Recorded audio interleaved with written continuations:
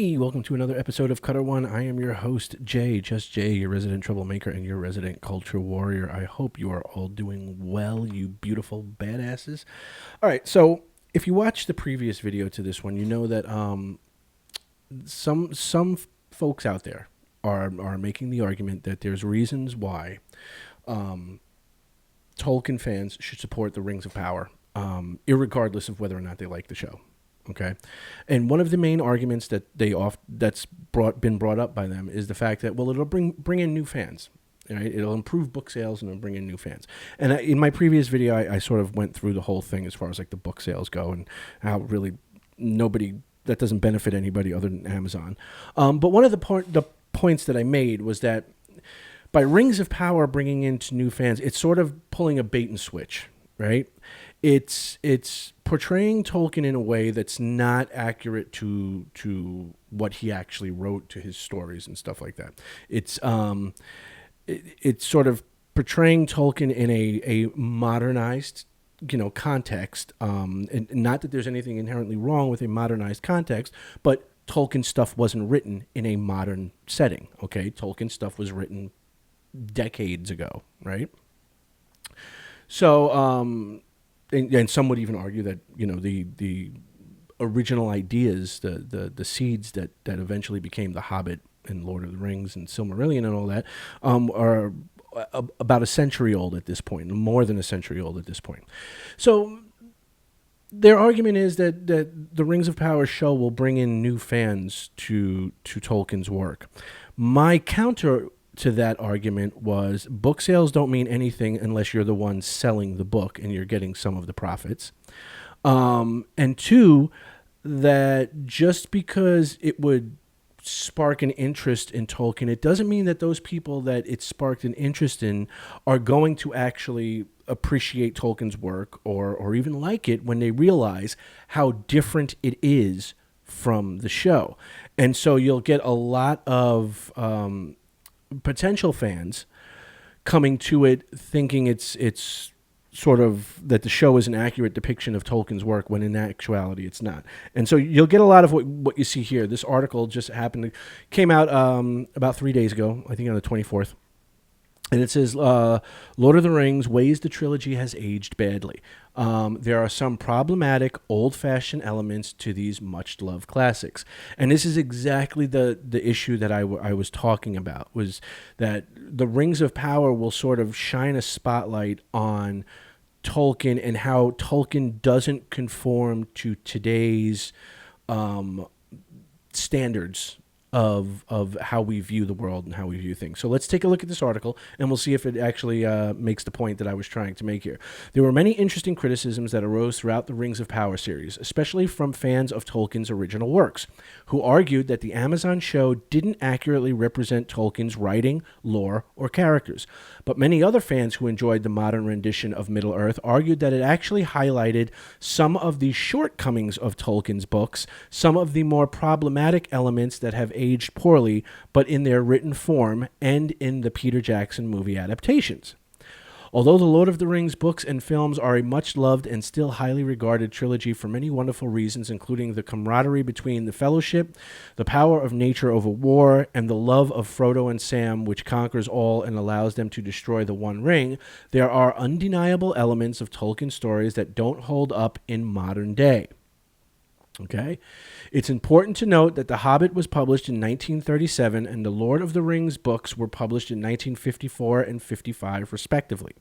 It is therefore easy for Tolkien lovers to argue that they are products of their time and that they weren't written in any way to be deliberately derogatory towards any particular peoples or themes, but were merely reflective of the societal belief of the 1950s and the lived experience of a man who saw much suffering and death during the First World War. However, there are definitely marked things within the stories that aren't kosher with today's world beliefs and outcries for positive change within global society.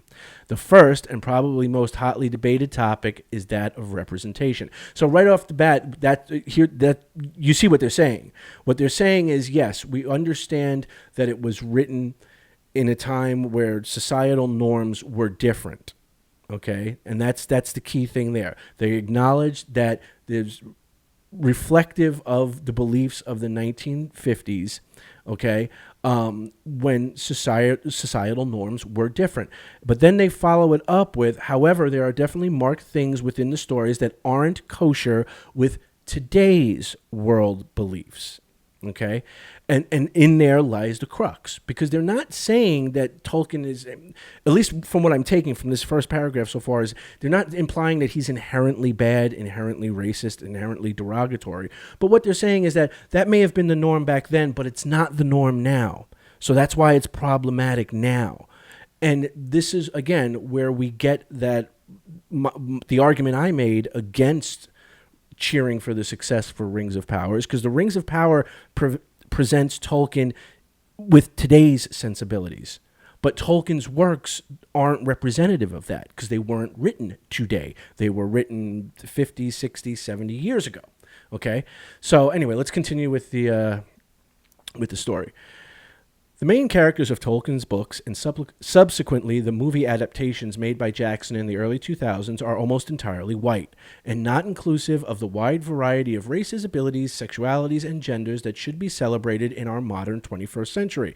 So right out of the gate, they're saying the problem with Tolkien is it's too white, okay, and that it doesn't have enough representation for the 21st century, ignoring the fact that it wasn't written in the 21st century. It was written in the 20th century, and it was well within line of what the norms were back when he wrote it.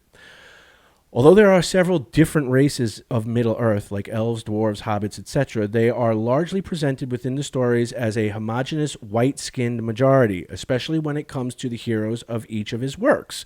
And anyone who differs from this, such as the races of the East, like the Haradrim and the Easterlings, are predominantly evil supporters of Sauron's war, which unfortunately perpetuates modern problems such as the exclusion of minority groups and the political divide between the perception of Western culture being somehow better than the East, okay, which were all societal norms back when he wrote this. All right, let's continue. The Rings of Power made an attempt to rectify some of these issues by having characters from the Southlands being some of the most admirable and loyal, like Bronwyn, who has all the traits it takes to make a Tolkien hero, and Randir, the elf who fights by her side and tries to help her protect her people from the orc onslaught of Adar's Uruks. Okay, here's the problem, though. This article doesn't acknowledge that even based on today's standards, they made the Southlanders all white. Did you notice that? So now that they're saying that the Rings of Power attempted to rectify some of these issues by having the characters from the Southlands be some of the most admirable and loyal, they're not acknowledging the fact that they also had the Southlanders be a largely white, homogeneous population, which, ironically enough, was not necessarily how Tolkien described it. The Amazon series also tried to increase representation in other areas of intersectionality too, including how the series addresses Muriel's blindness in a positive and powerful way. She just acts like she doesn't want anybody to know. She's like, don't say anything, and then puts a blindfold on and rides a horse past everybody wearing a blindfold. But I digress.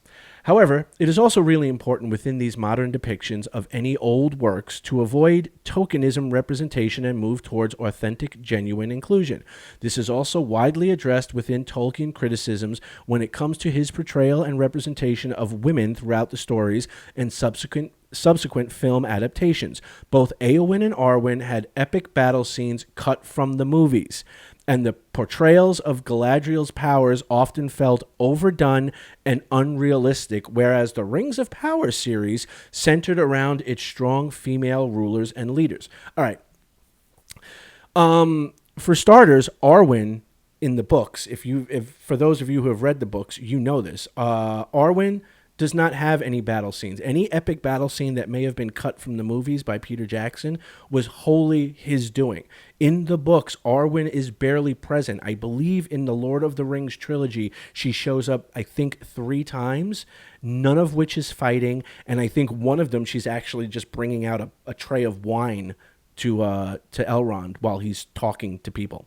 Okay, so this whole idea that that these powerful women are being reduced isn't the case. Eowyn still has her moment of defeating the Witch King. Okay, um, how the battle is portrayed, is if it's longer, if it takes 5 minutes or 3 minutes on screen, doesn't seem to be that big of a deal, because at the end it doesn't change the overall thing. The overall thing is that she is a shield maiden of Rohan. Okay, and she steps up to the plate and defends Theoden against the Witch King, and ultimately defeats the Witch King with the help of Merry. Arwen, on the other hand, completely overdone in the movies, completely changed from what she is in the books. In the books, she's more of a supporting character. In the movies, they make her more of a bigger player in what's going on, which isn't necessarily true. And as far as Galadriel's powers often felt overdone and unrealistic, that's not true at all. The thing with Galadriel is thousands of years old. Okay, remember, Galadriel was sort of mentored by Melian, who was a Maiar. Okay, so think about how good you got to be, how powerful you've got to be to not only be thousands of years old, not only be able to wield this certain levels of magic and stuff like that, but you were a student of somebody who is a lesser angel. Okay, so I never felt Galadriel was powers were overdone and unrealistic, and I think it's a disgrace what the show has done to Galadriel. They've just made her an annoying, single-minded, self-absorbed, hateful, vengeful pain in the ass is what they've done to her. That's what they've turned her into. But I digress. There are also several lengthy plot devices, pacing choices, and random events that contribute towards making the books and movies feel poorly transferable to the modern publishing climate and narrative complexities. These include a slow introduction to the narrative rather than the action-packed hook of modern writing and media, a criticism also found by many of the Rings of Power series, who didn't agree with why the slow burn of the first series works.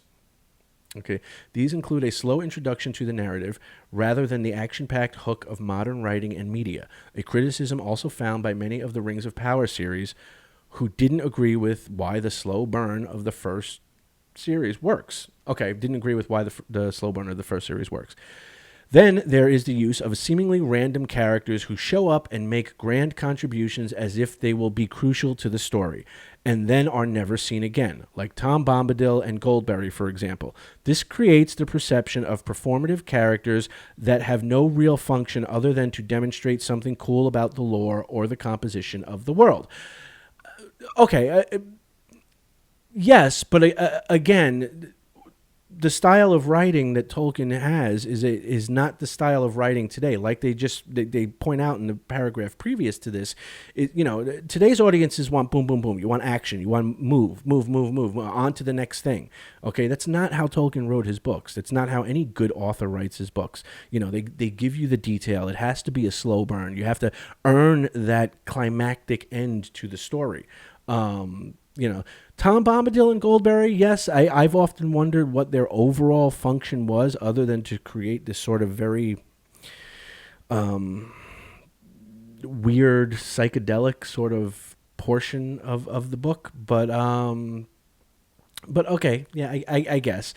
And at the same time as this unnecessary complication, there are many places where the stories are oversimplified, such as the very clear-cut good versus evil in the tales, which works well in terms of the narrative, but very much lacks the moral gradient that modern audiences have become accustomed to. Again, the problem that they're having is that it's not meeting modern standards here.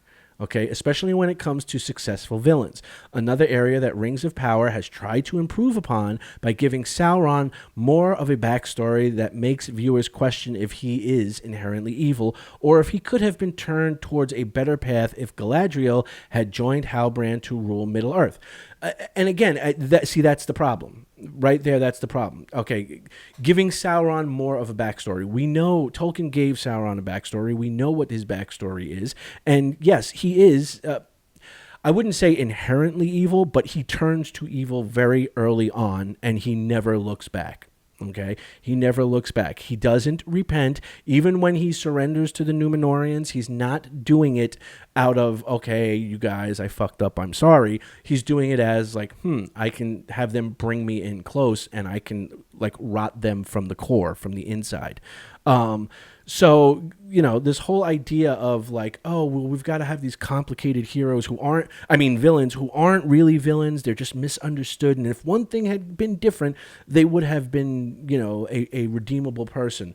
No, that's not the point of the story. That's missing the whole point. And anyway, that's the article, but I just wanted to point out because this again is this, and there's another article too, and I already did a video earlier on this story, how Rings of Power changed audience perceptions of the evil races. So I'm not going to go into that article again, but this highlights the point that I was trying to make earlier in my other video, and that is, Tolkien fans wanting the Rings of Power to be successful simply for the fact that it would sell more books or bring in new fans. I think is a disingenuous position to take. This again, I'll mention the selling the books. Unless you're a shareholder in Amazon or the publishers of the books, that means nothing. I don't care how many books are sold. I'm not getting any royalties from it, so it doesn't matter to me. So that's not a motivator for me, and I can't see why it would be for anybody who's not making any money off of it. At the same time, again, what it's doing is it's setting people up to discard Tolkien. And what I mean by that is, again, you have the show is portraying Tolkien's work in one way, which according to this article is not how Tolkien's work actually is. Okay, they acknowledge that.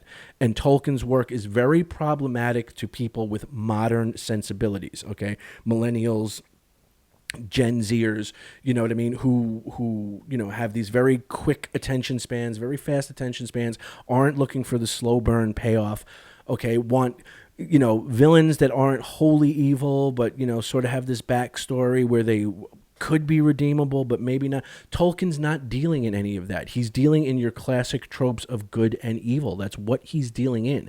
And to bring in people from a show that's portraying it based on modern sensibilities and then expecting them to be fans of something that doesn't hold to any of those modern sensibilities is a recipe for failure.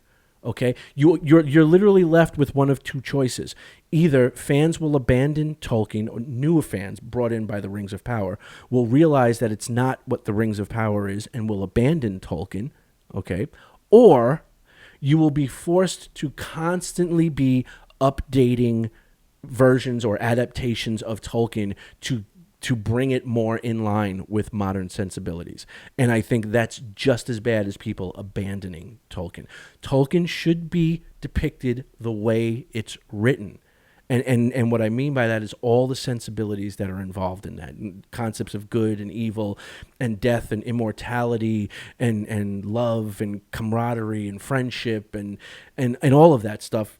Tolkien should be represented accurately so that the people that do see an accurate representation of Tolkien and then come to the books are like, this is that.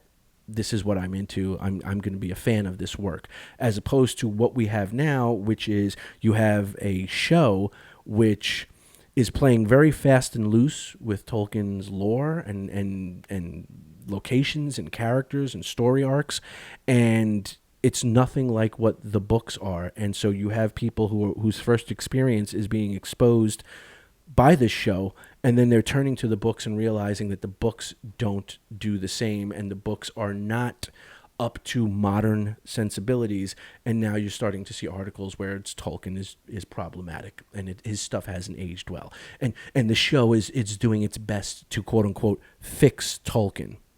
And that's why I don't want this show to succeed, and that's why I argue against people wanting the show to succeed. It's not out of some spite or hatred. It's out of the alternative is if this show succeeds, you're forcing Tolkien's legendarium to either be discarded to the dustbin of history or adapted and changed to fit modern sensibilities.